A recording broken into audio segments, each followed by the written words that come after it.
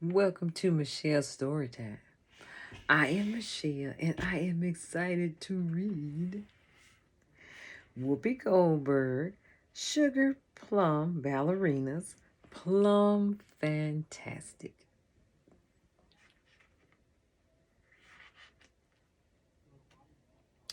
With Deborah Underwood, illustrated by Ashley Evans. And I will only read Chapter 1. I look at myself in my bedroom mirror. The mirror with little pink ballet shoes painted around it, which is on top of the dresser, with a little pink ballet shoe drawer handles, which is beside the lamp, with the little pink ballet shoes on the shade, which is next to my bed, which has, you guessed it, little pink ballet shoes on the comforter and pillowcases. You might think the person who just moved into this room likes ballet. You would be wrong. My mom is the ballet crazy one. Ever since I was born, she's had her mind set on one thing, turning me into a ballerina. She even stuck me with Petrikova for my middle name, Alexandria Petrikova Johnson. The closest I've ever been to Russia is Atlanta, at least until we moved here to Harlem last week. After I packed all my ballet stuff up, I told one of the muscle men movers it would be okay if they lost that particular box. I even wrote lose this box on the side in purple felt pen in case they forgot. But when Aunt Jackie dropped us off at our apartment on 123rd Street, there it was, right on top of the mountain of moving boxes in our living room. So out came the ballet mirror, and the ballet lamp, and the ballet comforter, and the ballet pillowcases. They look bad enough in my old room, but at least I gotten used to them there. My new room is a wall to wall ballet nightmare. The good thing is that we're way up above the street. Maybe if I put my fan just right, the ballet stuff will blow out the window. Just as I think that, I look at the ballerina posters on the wall, all courtesy of Mama, naturally. There's Maria Tallchief, who danced with the New York City Ballet, Virginia Johnson, who was the prima ballerina of the Dance Theater of Harlem, Janet Collins, the first black prima ballerina of the Metropolitan Opera Ballet. They stare down from their frames with stern looks on their faces, their eyes fixed on me as if they can tell I'm thinking bad ballet thoughts.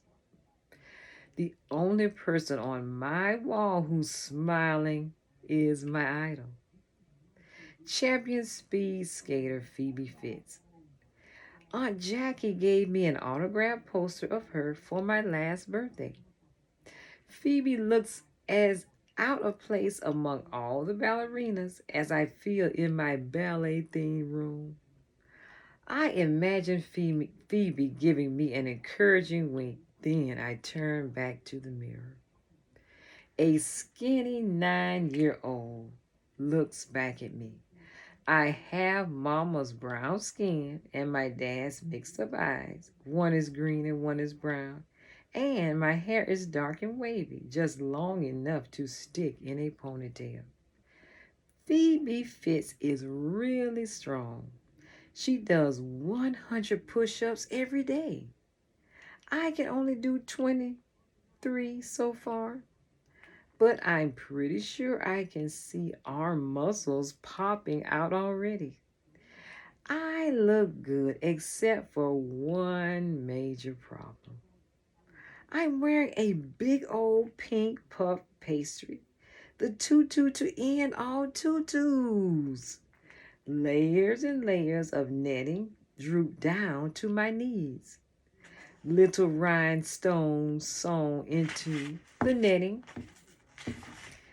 glint like diamonds in pink marshmallow cream. A row of pink roses marches around the hem, and ribbons flutter when I move. Ah, I'll bet Phoebe Fitz never had to wear a tutu. Mama, you know we aren't supposed to wear this junk to class. I yelled down the hall. No response. I marched into her workroom, the tutu flopping up and down like it's trying to take off. There are moving boxes everywhere, but instead of unpacking, Mama's gluing huge feathers onto what was once probably a nice hat. She mostly makes costumes, but she's been on a hat kick lately. I know Mama is very talented. Lots of people have said so. But to me, that hat looks like an ostrich's backside. Loose sequins in a rainbow of colors shimmer on the floor. Mama doesn't notice me come in. Normal people hang out in jeans at home, but not her. She's wearing one of her creations. She calls it the gold mine dress. She got the idea from a book about the California gold rush. The skirt of the dress is supposed to look like a mountain, so it flares out at the bottom. When Mama's standing still, the only colors you see are chocolate brown and gray, like soil and rocks. But when she moves, you can see flashes of gold from the shiny threads and beads she's sewn deep into the creases. She loves it, but says it doesn't read well on stage.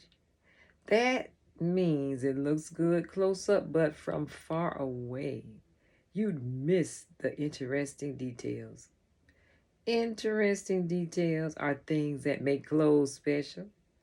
I wish my tutu did not have so many of them.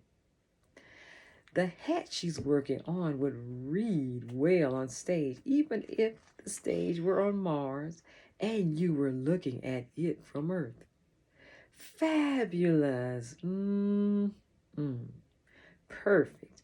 Maybe one more orange, she says to herself as she chooses feathers and holds them up to the hat to see how they look. The ballet school letter is lying by her sewing machine. I wave it in front of her face. Mama!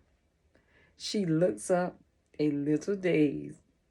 I'd be dazed too if I had been staring at purple and orange feathers all morning. Why, Alexandria, she says, standing up to look me over. You look wonderful, all ready for class. Mama listens to this. I read from the letter. Students at the Nutcracker School shall wear standard ballet leotards and tights. Dress code shall be strictly enforced. Mama puts down the feathers. You are wearing a leotard. It's fabulous and unique. Can you imagine how it will stand out on stage? She strikes a dramatic pose as if an audience of 3,000 were watching her every move. Sure, the tutu would look great on stage. However, I am not going on stage. I am going to a ballet class at a strange school in a strange city. Mama seems to have missed this critical point. And it doesn't say you can't wear a tutu over the leotard. Mama continues, you are wearing those gorgeous tights I set out for you. Yes. She tries to peek at my behind, but I hold the tutu down.